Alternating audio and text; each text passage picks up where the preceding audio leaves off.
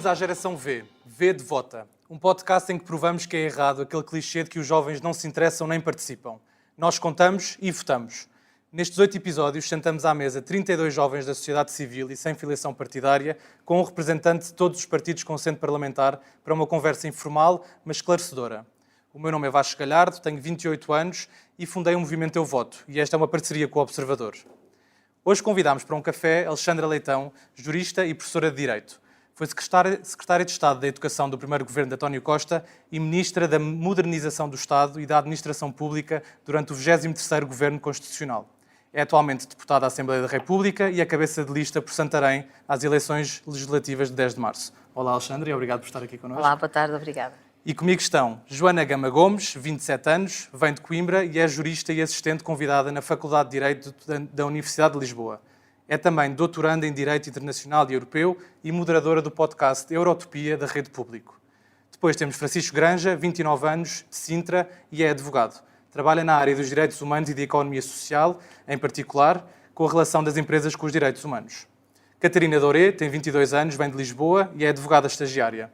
E por fim temos Eduardo Pinto, 25 anos, natural de Braga e é analista de negócios. Formado em Gestão e Ciência de Dados, é pós-graduado em Internacionalização de Negócios e está atualmente ligado ao mundo das startups. Foi membro da European Youth Capitals Network e representou várias vezes Braga na Europa no que toca a políticas da juventude. Começamos então aqui pelo Eduardo, que faz a primeira pergunta. Olá, Alexandra, tudo bem? Olá.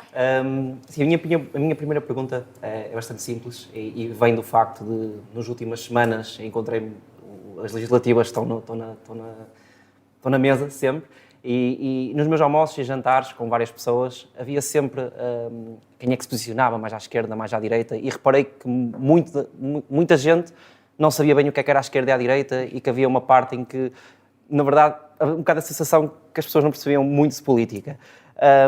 E a lógica desta pergunta é muito. Se me pudesse dizer ou justificar, eu sei que o PS se é muito dentro da centro-esquerda, ou está dentro do espectro político no centro-esquerda, o que é que isso significa na esquerda e na direita, como se tivesse a explicar uma pessoa de 12 anos, para toda a gente entender primeiro, e existe enraizado também um mito urbano em que a esquerda defende os mais pobres e a direita defende os ricos. Se concorda também com isto e pronto, para desenvolver aqui esta parte. Certo, ok. Obrigada pelo convite, ao Vasco, a todos. Ora bem, Eduardo, eu sou daquelas pessoas, talvez um pouco antiquada, que continuo a achar que a distinção entre direita e esquerda faz sentido. Chamamos de direita e esquerda por uma circunstância absolutamente episódica da Revolução Francesa, mas ficou assim, e eu acho que isso continua a existir. Noto que, se calhar, nos jovens, há muito mais uma dicotomia sistema-não sistema do que propriamente direita e esquerda. Mas eu acho que depois, à medida também que as coisas, que a própria vida dos jovens vai evoluindo naturalmente e tem outras obrigações e outras responsabilidades, esta é a minha ideia e depois podemos falar sobre isso, também vão descobrindo mais esta diferença. Ora bem, então, onde é que eu ponho a diferença? Vamos assentar que o centro-esquerda aceita e vive na economia de mercado e, portanto, não tem ideologia comunista que pressupõe uma coletivização e uma não economia de mercado. Portanto, vamos assumir, porque aí a diferença é simples de traçar e é relativamente diferente, é bastante diferente. Se estivermos no centro-esquerda, na esquerda social-democrata ou do socialismo-democrata, tem como pressuposto viver numa economia de mercado. Pronto, vamos assentar nisto. Então, e aí pergunta-se, mas a economia de mercado é uma coisa do que é que distingue? É fácil. Distingue essencialmente 3 coisas. Distingue o papel do Estado, distingue a ideia de Estado social e distingue a ideia de igualdade. Eu tenho uma velha conversa muito interessante com vários amigos, que é se há ou não, eu acho que não há, uma tensão entre o princípio da liberdade e o princípio da igualdade. Eu rejeito muito a ideia de que haja uma tensão entre estes 2 princípios. Não há igualdade sem liberdade, como não há liberdade sem igualdade. Não há maior falta de liberdade do que a pobreza. Quem é pobre não é livre para tomar as suas decisões, porque, obviamente, está sempre à procura da próxima refeição e da comida para os seus filhos. E, portanto, eu não acho que existe essa tensão entre liberdade e igualdade. Outra coisa é o sentido de liberal que se usa hoje muito na Europa e que sim, essa é um liberal versus social. Mas se chegarmos aos Estados Unidos, liberal não quer de todo dizer isso, não é? E, portanto, o primeiro ponto é a igualdade. Uma equiparação muito clara entre igualdade e liberdade, rejeitando que haja uma tensão entre elas, mas assumindo que elas são igualmente importantes. Uma igualdade de oportunidades, à partida, naturalmente, e que é um primeiro ponto. O segundo tem a ver com o Estado Social. E com aquilo que nós entendemos ser o Estado Social, até onde é que ele deve ir. Se o Estado deve regular ou se o Estado também deve prestar. Se o Estado deve apenas regular. Podemos ter um liberalismo total em que o Estado nem sequer regula. Podemos ter um liberalismo racionalizado em que o Estado regula, ou podemos ter um entendimento que, a meu ver, é de centro-esquerda, dentro do quadro de uma economia de mercado, estamos sempre nessa lógica, que é o Estado também ser prestador. Não é ser prestador em tudo, não é abrir cafés, é ser prestador naqueles que são considerados serviços públicos essenciais, desde logo a saúde e a educação, mas eventualmente não só. Eu, por exemplo, não me repugnaria nada, antes pelo contrário, que os CTT não tivessem sido privatizados. Os Estados Unidos são os Estados Unidos, o Reino Unido não é de todo um país sequer de centro-esquerda, e, no entanto, o Royal Mail nunca será privatizado, porque consideram que é um aspecto fundamental para a própria coesão social e coesão territorial. Portanto, este Estado Social assenta na ideia de que devemos assegurar mínimos de assistência, de viver, e que tem que haver serviços universais para todos e não apenas para os pobres, é um ponto essencial do Estado Social de Direito e do papel do Estado enquanto prestador em algumas áreas e não apenas um mero regulador do mercado. Eu diria estas três coisas. Depois há outros aspectos de natureza civilizacional que já foram traço distintivo entre a esquerda e a direita e que neste momento já não são.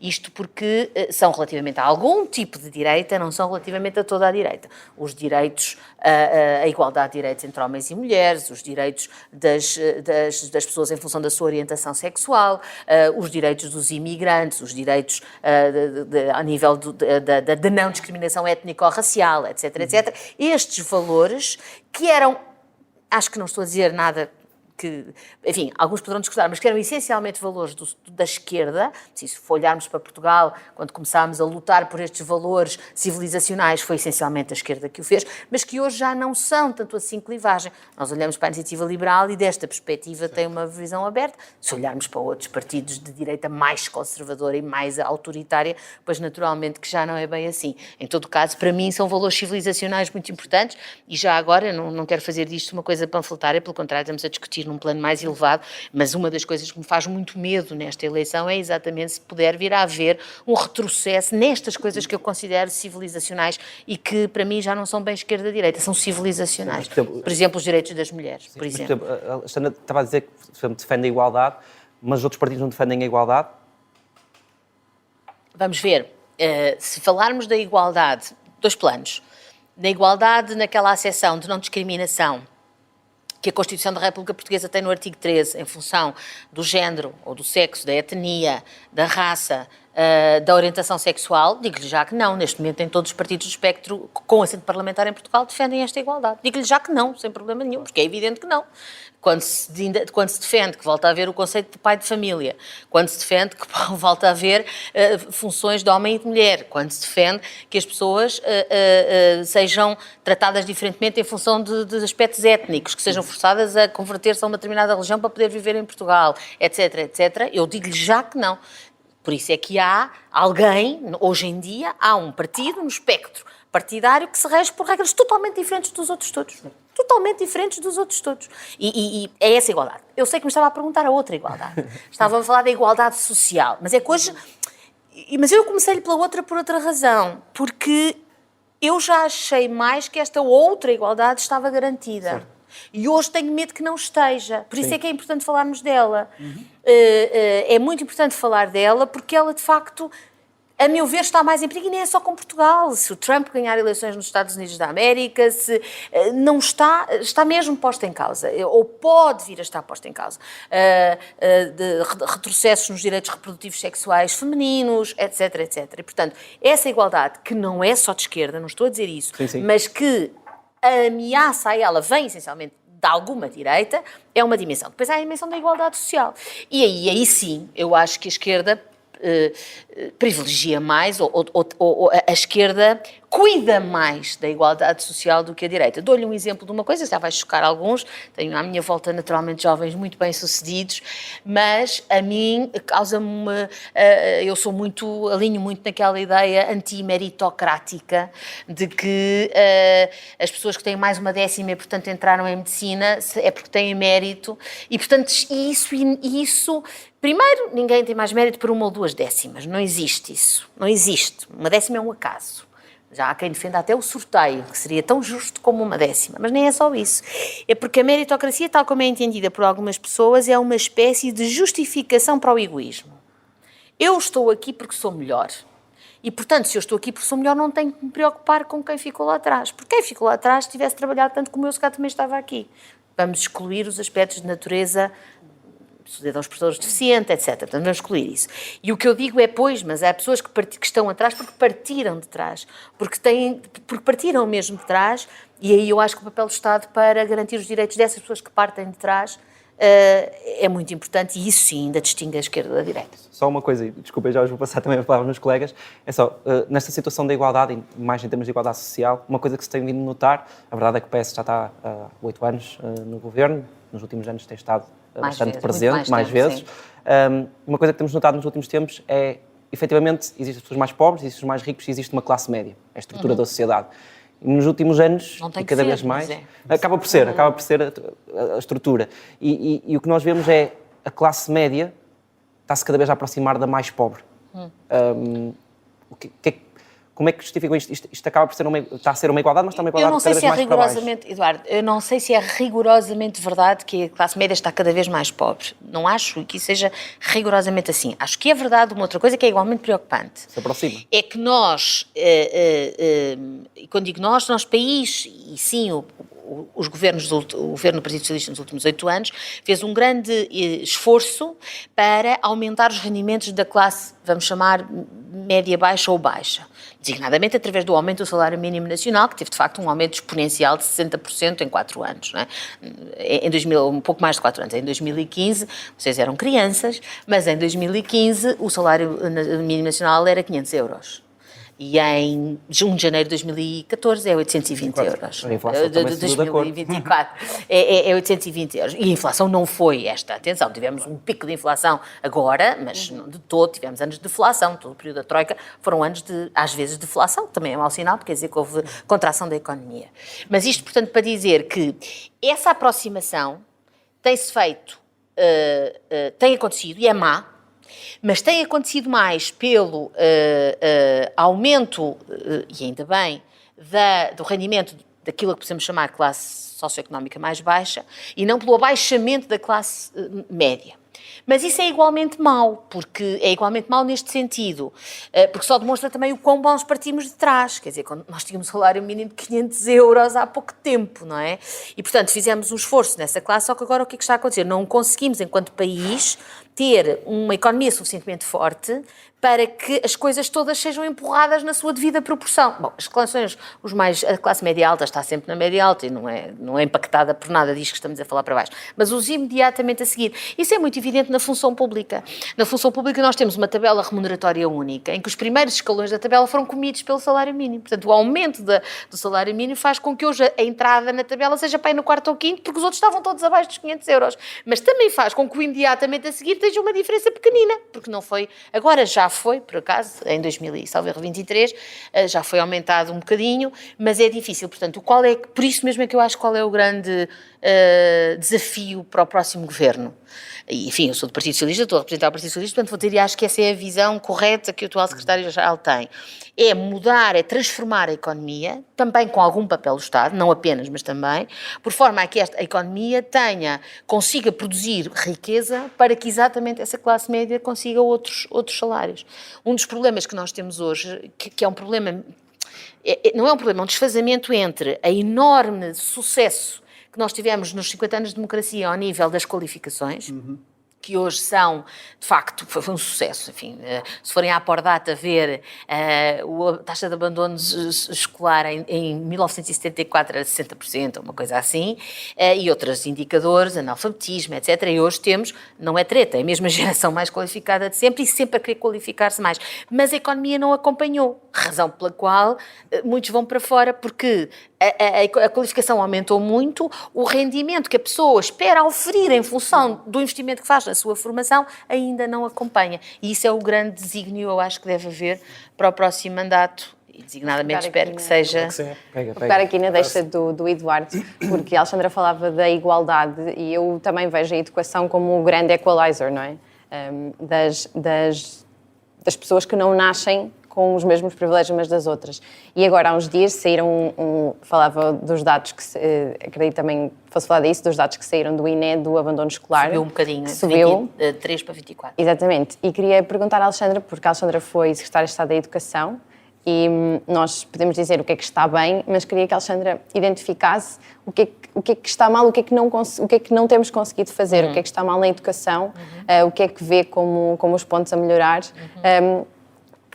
E o ponto que também falava da fuga de cérebros, também gostava um bocadinho de ouvir o que é que tem a dizer sobre isso. Ora bem, eu acho que esta ligeira subida do abandono escolar precoce que saiu agora em 24, só assim, vamos ver como é que é em 25, mas só assim, ou em 25 ou nos próximos trimestres, mas só assim eu não quero tirar-lhe valor, mas é ainda uma coisa que não podemos tirar grandes ilações. Não digo que possa ser uma anomalia estatística, mas que não podemos ainda tirar grandes consequências. É uma subida pequena, a seguir a 2 anos, que o Ministério da Educação considerou como atípicos. Ouvi hoje no jornal que o INE diz que não são atípicos. Mas, enfim, estamos aqui numa filigrana enfim, porque o percurso tem sido sempre muito positivo, 16, 17, sempre a cair, abaixo da média europeia. Portanto, primeiro, quando eu comecei a ser secretária de Estado da Educação, o objetivo era descer abaixo dos 2 dígitos, e hoje estamos nos 6, mesmo com este subida, e, portanto, abaixo da média da União Europeia. Portanto, sem dar um grande valor a isto, mas obviamente exigindo atenção, é óbvio que há coisas a mudar na educação, desde logo porque, como disse bem, se há sítio onde as diferenças à partida devem ser esbatidas ou nunca são eliminadas, mas devem ser mitigadas ou esbatidas, é exatamente na educação e na educação pública, por princípio, porque é aquela que está acessível a todos.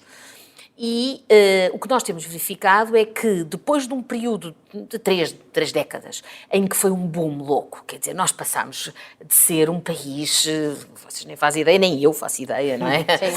Um país em que quando eu andei no equivalente ao atual 5º e 6º anos, aquela era a escolaridade obrigatória. A pessoa podia sair aos 12 anos com o equivalente ao 2º ano do preparatório, que era como chamava. Quer dizer, hoje estamos nos 18 anos e é um valor em si próprio. Eu já vi cá partidos que acham que se deve reduzir a escolaridade obrigatória, que é uma coisa que me deixa para lá de zangada, mas isso é uma vitória constante, com acompanhamento, por exemplo, do ensino profissional para os alunos que queiram fazer de outra maneira. Tudo isso é estar na escola, tudo isso é formar-se, tudo isso é qualificar-se, sem haver aqui nenhum tipo de científico ou humanístico ou outro.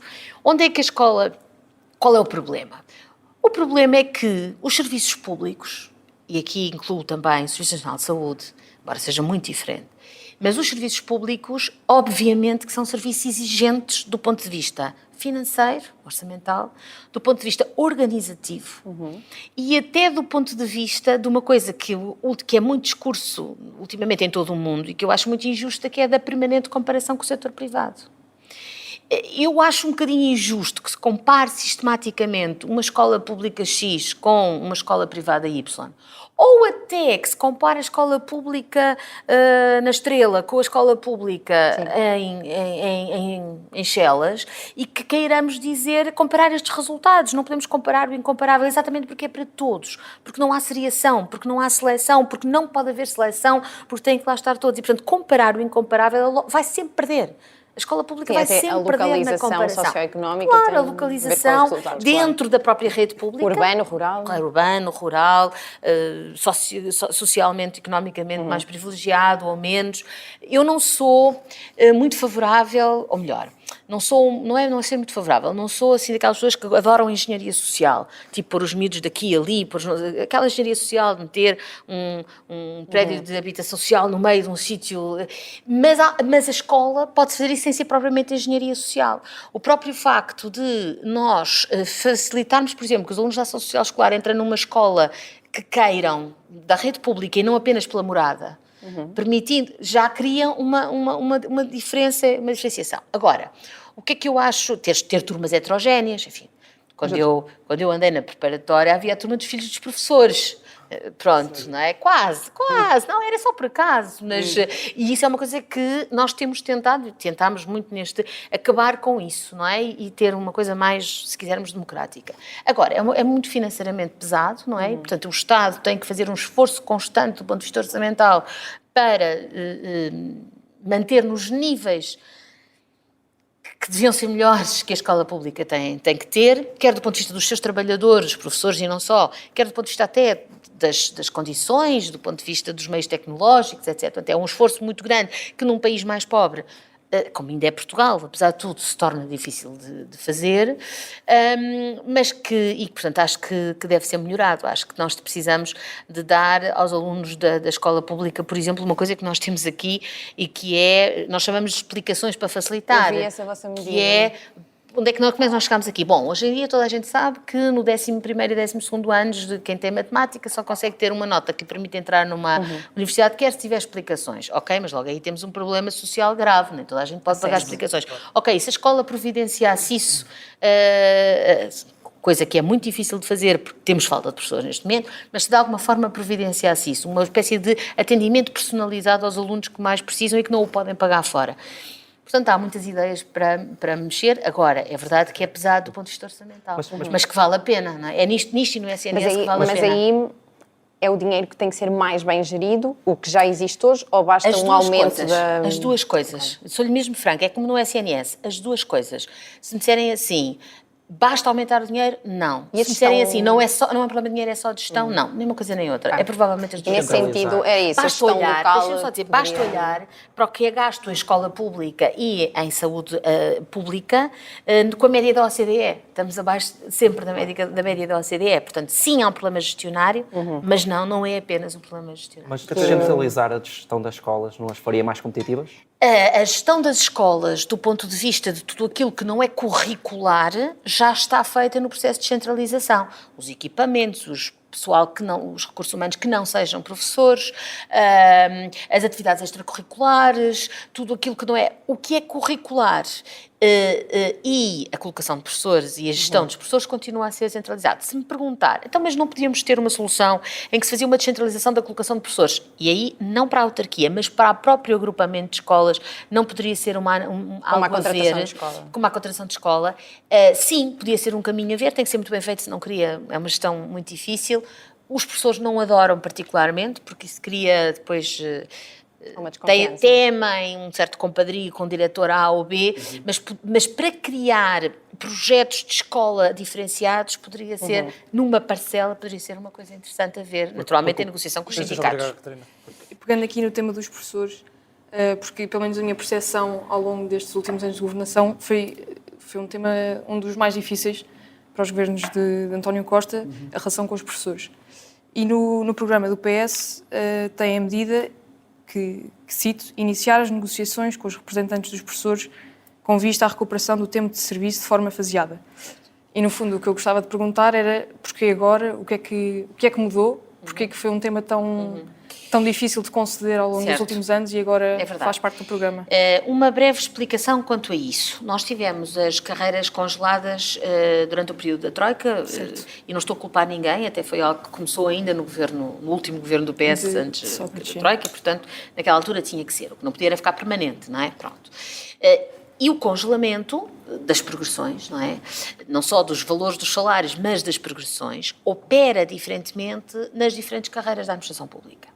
Porque há carreiras que são essencialmente fundadas em pontos e os pontos continuaram a ser atribuídos e quando não foram ficcionados para trás, retroativamente, e há carreiras, como é o caso da docente não universitária, que é essencialmente fundada no tempo, ou seja, eles não gostam que se diga assim, porque na verdade também têm avaliações, mas é essência, por isso é que eu não digo, é apenas fundada no tempo, mas é essencialmente fundada no tempo, e com os escalões, aliás, de duração mais curta do que os escalões da administração pública das carreiras gerais. O que significa que o congelamento teve um efeito mais pernicioso sobre estas carreiras do que sobre outras. Daí que só se ouça falar praticamente da recuperação de tempo dos professores e não de outras carreiras. Quando a questão rebentou, e devo dizer uma pequena história, isto rebentou, digo-lhes exatamente, no orçamento de 18, portanto a questão começa a colocar-se em novembro de 17, quando está a preparar o orçamento para 18, porque é o orçamento que faz o descongelamento. E diz, a partir de 1 de janeiro de 2018, são descongeladas as carreiras, contando-se um ponto aos que não tiveram pontos. E muita gente tinha, até dentro do governo, aquela perplexidade que era, mas então, agora que descongelámos é que rebenta este inferno todo, antes estava toda a gente mais ou menos calada. É normal, no congelamento somos todos iguais, no descongelamento é que vêm à frente as diferenças, não é? Quando está tudo congelado, está tudo congelado. Bem, e portanto, isso surgiu. Na altura, era eu secretária de Estado, aprovou-se um diploma em 2019, portanto andou-se ali muito tempo a negociar, que deu uma parte, portanto, que repôs uma parte da fase do congelamento. Do congelamento, 2 anos, quase 3 anos. E depois considerou-se que, por razões várias, que não haveria condições para contar. Depois também houve 2 anos de pandemia que não contam para nada, no sentido em que ficou tudo congelado. Pronto, e agora isso está a ter muito impacto, para ser inteiramente franca, no funcionamento das escolas. E tudo visto, seja o direito à expectativa da carreira, seja as condições orçamentais que hoje temos e que não tínhamos antes, seja o impacto que isso tem no próprio Serviço Público de Educação, entendemos que era uma altura correta para o fazer. Bem, passar agora a palavra ao Francisco para outro tema. Obrigado. Agora, voltando um bocadinho ao princípio da conversa, porque estava maravilhosa, e eu concordo absolutamente. Eu acho que nunca pensei em dizer isto, mas de facto é preciso voltar a conversar sobre os direitos fundamentais que temos, porque de facto existem forças políticas hoje em dia com assento parlamentar, que tudo aponta que crescerá, que começam a pôr em causa coisas que a nossa geração Toma como garantida. Toma como garantida. E é uma coisa que eu acho particularmente importante no voto, e estamos a conversar hoje, é porque a nossa geração tem de se mexer. Porque de repente coisas que nós nascemos com tudo dado, já nada está dado, porque está a ser posto em causa. E é engraçado porque, voltando aqui à ponta do Eduardo sobre a esquerda e a direita, só as pessoas de direita que acham que acabou a esquerda e a direita. Ou seja, nunca ouvi alguém de esquerda... É mais a direita que acha que isso é sempre a direita que acha que a esquerda verdade, e a direita acabaram. Nunca ouvi ninguém de esquerda dizer sim, as diferenças estão a começar a ficar terríveis. Não. São sempre as pessoas de direita que perguntam se a direita e a esquerda estão a acabar. É verdade. Até porque nos últimos tempos viu-se como é que se votou relativamente, por exemplo, nos direitos das minorias sexuais, que falámos já relativamente à criminalização das terapias de conversão. Vimos como é que foram os votos. Portanto, mesmo que a discussão da igualdade formal esteja mais ou menos garantida, a igualdade substancial ou aquela nova onda de igualdade transformativa, não é? Está Esse é um bom exemplo. O diploma das terapias de conversão é um bom exemplo. É um bom exemplo, porque seria algo que se diria, isso foi por unanimidade contra. Claro. Pois não foi. Pois não foi. E de repente, até as forças de centro-direita, que se calhar teriam aqui uma oportunidade, a meu ver, já estou a se calhar a dar mais a minha opinião, que até as forças de centro-direita que teriam a oportunidade de mostrar realmente isto é uma matéria humanista, civilizacional, em que o centro-direita está alinhado com o resto da democracia estruturada, também não. Portanto... Nós temos, eu não sei se é verdade, aos presentes, certo. Mas a sensação que eu tenho, e convivo com, além das jovens lá de casa, que são um bocadinho mais novas, mas já grandes, além das jovens lá de casa, e por via delas outros jovens e outros, enfim, dando aulas, tem-se sempre, mesmo que seja a um nível etário um bocadinho mais elevado, tem-se sempre mais essa noção. A sensação que eu tenho é que ou porque tomam como garantido, e portanto não consideram que é um assunto a ter em conta, não é? Ou porque são mesmo mais conservadores.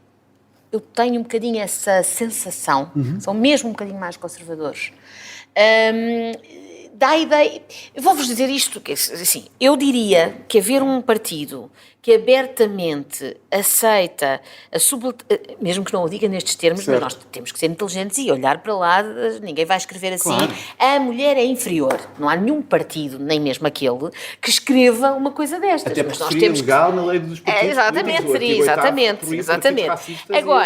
Agora, nós temos que ler nas entrelinhas, não é? Ou até nas linhas, temos que perceber que se há alguém que diz que há trabalhos de mulher e trabalhos de homem, Como é que estava ou que há no uma universo? função normal na família para homens e mulheres, que isso depois tem toda uma consequência. Portanto, ao nível das mulheres, eu sou bastante sensível ao argumento das mulheres, porque há 3 ou 4 coisas que para mim são... Há uma, desde logo, para mim é um direito... Eu sei que esta lá está, por isso é que eu se calhar vou... Por exemplo, a mim faz-me muita confusão o retrocesso que poderia haver em matéria de interrupção voluntária da gravidez, por exemplo. Como houve nos Estados Unidos? Como houve nos Estados Unidos. No Roe versus Wade? Sim, que deixaram isso aos Estados, o que significa que há Estados onde é crime até em caso de malformação, e há outros que vão até às 22 ou 23 semanas, coisa que eu aí também não concordo, que fique bem claro, não é? Nós temos uma lei recuada, a nossa lei é 10 semanas, é uma lei recuada, e mesmo assim foi uma lei aprovada em 2007. Eu votei no referendo de 97, que chumbou, e fiquei muito neura, e considero que foi dir-me-ão, mas eu sei, enfim, eu até sou católica, mas muito progressista, mas acho mesmo que é uma coisa importante de se ver, assim como, lá está, nós temos que olhar para a lei e para a implementação da lei. E hoje a lei da IVG, por exemplo, não está a ser cumprida em alguns sítios do nosso país. Nos Açores não se faz IVG. Certo, certo. Não há médicos, são todos objetores de E mais consciência. uma vez é uma questão de classe também. porque- E recordo-vos uma coisa, não estou aqui a discutir partidos, estou a discutir política, mas recordo-vos uma coisa. Quando o governo Passos Coelho, Paulo Portas, PAF, ganhou as eleições em 2011, uma das primeiras leis a aprovar foi uma lei que não recriminalizou, porque isso eu penso que não há estrutura para isso, mas que incluiu uma série de traves, como por exemplo, Taxa moderadora. obrigar, muito pior que isso, obrigar as pessoas a ver ecografias do feto a mexer, como obrigar a 2 ou 3 dias de ir vai para casa pensar no que estás a fazer, como coisas deste género, que é uma revitimização de uma mulher que, obviamente, se está a fazer aquilo, não está a fazer dano leve, eu não concebo que esteja. Portanto, isto para falar da IVG, como podia falar de outras coisas. Portanto, sim, neste momento, eu acho mesmo que não só estas eleições vão ser eleições muito ideológicas, do ponto de vista do Estado Social, etc., mas que é aquilo que eu aceito discutir. Eu aceito discutir tudo, mas que eu aceito discutir. Há quem ache que é o cheque ensina, há quem ache que é a escola pública, ok, eu tenho uma veemente posição, mas percebo que se discuta. Agora, se me vierem dizer que um homossexual é um doente, ou que uma mulher é inferior, ou que...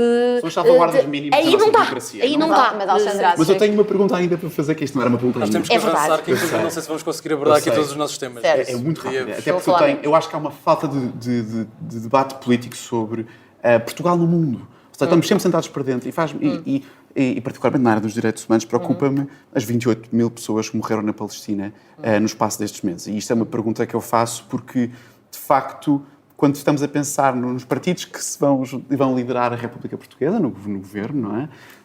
É importante perceber qual é que é a posição que a Alexandra acha que Portugal devia ter. É fácil, é a relativamente do a este Secretário-Geral das Nações Unidas. Certo. É claramente a do Secretário-Geral das Nações Unidas. Devíamos acompanhar a África do Sul. Que sem, e o reconhecimento, que sem, o Secretário-Geral das Nações Unidas, que sem, em momento algum, ao contrário do que foi dito, pôr em causa o caráter absolutamente hediondo do que se passou no dia 7 de outubro, Claro. também não escamoteia o caráter hediondo do que aconteceu a seguir e do que continua a acontecer a seguir. Portanto, eu acho que aí a posição do secretário-geral, que por sinal é português, mas se não fosse eu diria o mesmo, se fosse esta a posição dele, acho que é a posição certa. E acho que era a altura de intervir. Assim como acho que há o risco sério de se o Trump ganhar as eleições nos Estados Unidos, os ucranianos serem deixados à sua sorte. Também acho que há esse risco sério. Força. Eu tenho uma pergunta relacionada também com este tema, porque acho que se colocaria um tema difícil se viesse a acontecer. Imaginando um cenário em que o PS ganha as eleições, mas minoritariamente, e faz uma nova coligação à esquerda, e até tenho a ideia de que Pedro Nuno Santos foi um dos grandes negociadores da geringonça, e sim. portanto ele conseguiria negociar certamente outra vez. Sim.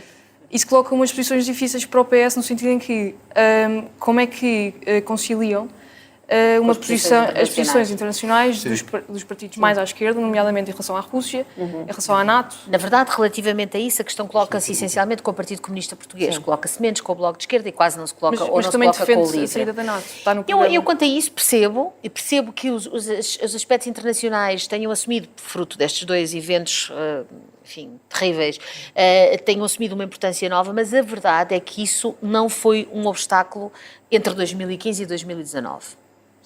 Aí as orientações foram sempre as do Partido Socialista enquanto esteve no governo, no período da geringonça. Seja em matéria da União Europeia, enfim, eu acho que em matéria da União Europeia, sem estar novamente aqui com partidos, o Partido Socialista tem pergaminhos em matéria da União Europeia, foi Mário Soares que pediu a adesão, quer dizer, é um partido profundamente europeísta, o Partido Socialista. E, portanto, isto para dizer o quê? Em matéria de internacional, no período da geringonça, que aliás foi estável, durou os 4 anos, esperemos que haja, que teremos os tais ciclos curtos que aí vêm, as questões de direito internacional foram aquelas de quem mandava no governo, que era o Partido Socialista, e que são as conhecidas. Explotou a guerra da Sim, Ucrânia, por acaso foi uma coincidência. Mas se isso continuar a não ser matéria de acordo, continuará a ser a linha do Partido Socialista e será a linha do Partido Socialista que, sendo governo, prevalecerá. E acha que devia ser matéria de acordo? Acho que não. Com o LIVRE e com É dizer, o Bloco. se forem para o governo é uma coisa, mas se for Certo. um acordo parlamentar, um acordo de incidência parlamentar para viabilizar vários aspectos, acho que não tem que ser matéria de acordo. Joana? Só para pegar aqui numa coisa que a Alexandra disse, se calhar uma pergunta mais provocatória, mas estava a dizer que neste caso concreto, por exemplo, a agenda dos outros partidos de esquerda não tenderia a contaminar a agenda do PS. Falámos de direito internacional, não é? E Direito europeu, internacional. sim. Mas agora, voltando à questão que estávamos a ter há pouco, falávamos aqui, pronto, sem estar com eufemismos, das posições do Chega que poderiam também influenciar uma coligação de direita. Mas, nesse caso, a Alexandra já consideraria mais realista as posições do Chega contaminarem a agenda do PSD do que as Acho por dos várias... colegas de geringonça contaminarem o PS. Acho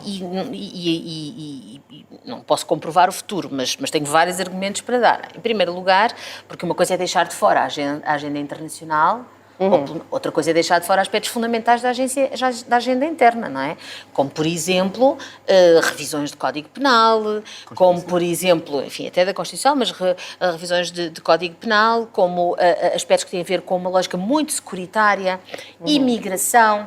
Alguém aqui acredita que o Chega viabilizará um governo da AD, estando dentro ou fora do governo, sem, por exemplo, exigir as famosas cotas para a imigração? Eu acho que não viabilizará. Bem, se o Chega vier a viabilizar na íntegra ao programa do PSD, veremos, eu diria que mesmo assim acredito na palavra do Montenegro, porque diz que não quer. Mas não é isso que se perspectiva. Ou seja, primeiro, direito internacional, direito interno, apesar de tudo, são secções mais separáveis, e depois, porque o próprio líder do Chega vem repetidamente dizendo que o vai exigir. Que exigiria o Ministro da Administração Interna, por exemplo, não é? Eu vi a apresentação, não vi toda, mas vi uma parte da apresentação do programa do Chega. E há uma fase, que aliás vem destacada depois, que é, sim, vai haver, ele diz mesmo, sim, vai haver limitação de direitos. Quer dizer, e isto, até a própria lógica, por exemplo, da Iniciativa Liberal, de quem eu não tenho nada em comum, ou tenho em comum, porque vou dizer que tenho, mas que tem uma lógica completamente diferente relativamente a isto. Portanto, eu acho que sim, que a contaminação, aqui não no sentido de doença, mas no sentido de implicar uma maior cedência da AD às posições extremistas do Chega, acho que sim. É um risco real. Acho que é um risco real. Eu tenho mais duas coisas. Quer dizer, se toda a gente mudar de opinião entre aqui e para o próximo mês, pois com certeza, Com os dados não me que temos parece atualmente. que seja assim. Ao passo no caso da geringonça já foi assim, já se fez e já se viu como foi. Eu tenho duas coisas que queria falar. Uma porque nós roçamos aqui no meio, que falámos um bocado dos populismos. Eu vi que a Alexandra falou disso na apresentação do programa. E tirando aqui um bocado esta discussão para o lado daquilo que são programas eleitorais, porque nós sabemos que a maioria da população não os lê, é uma realidade. Nós sabemos que as pessoas vão picando aqui e ali e é por isso que vão votando. E eu acredito numa situação em que eu vejo na nossa sociedade, em que eu sinto que o que aconteceu de existir partidos cada vez mais extremistas é um reflexo de um problema que nós temos vivido há anos em sucessivas falhanços dos governos que têm ido para mandar, basicamente, no país.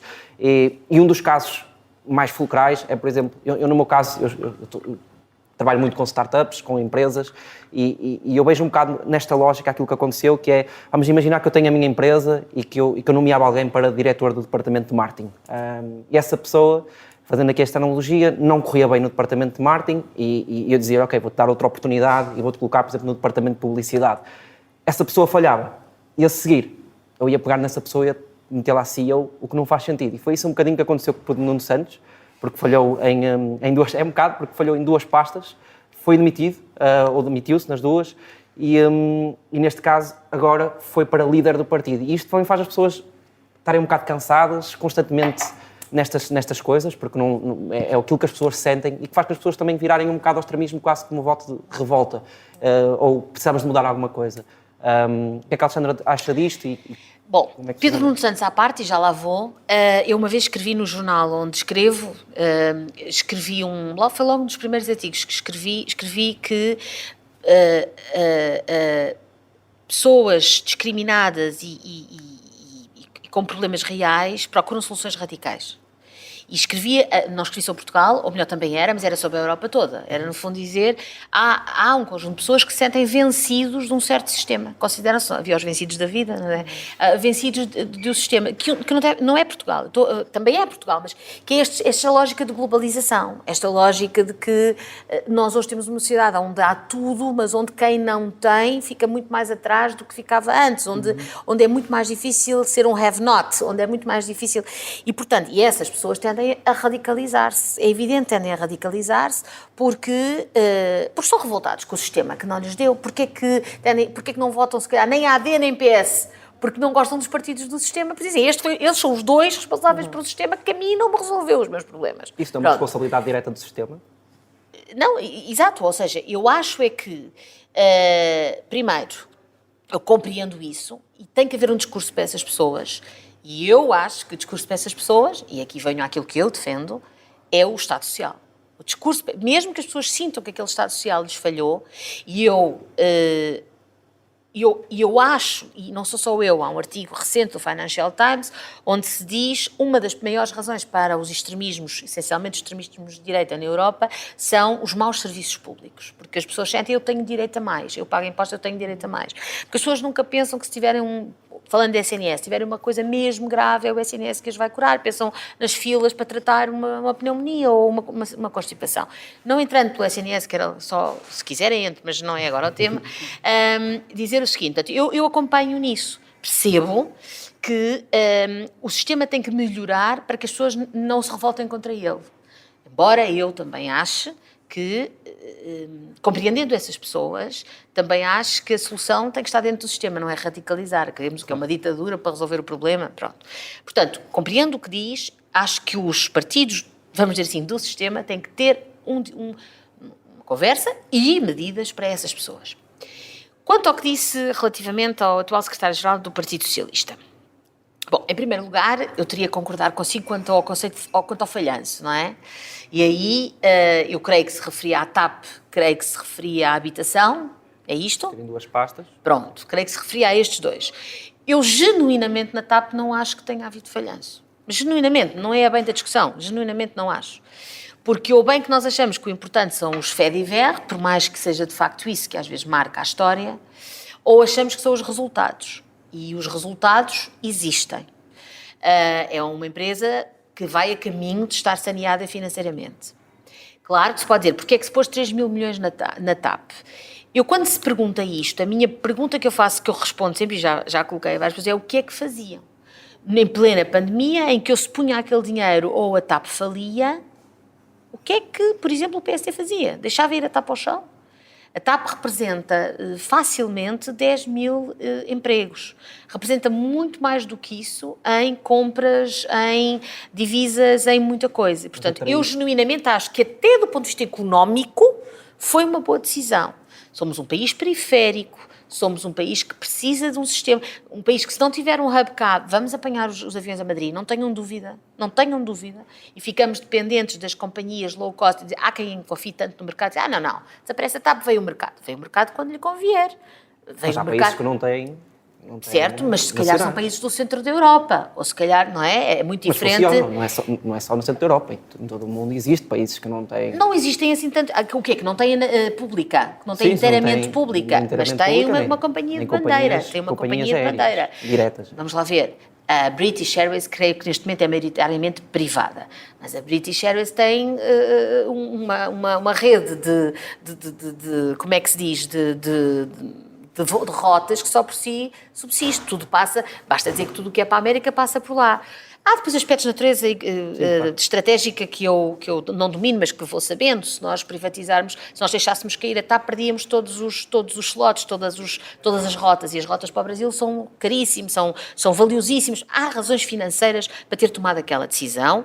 Foi uma decisão difícil de tomar, foi uma decisão que precisou coragem e que deu bons resultados. Portanto, eu não acho que sejam falhanços.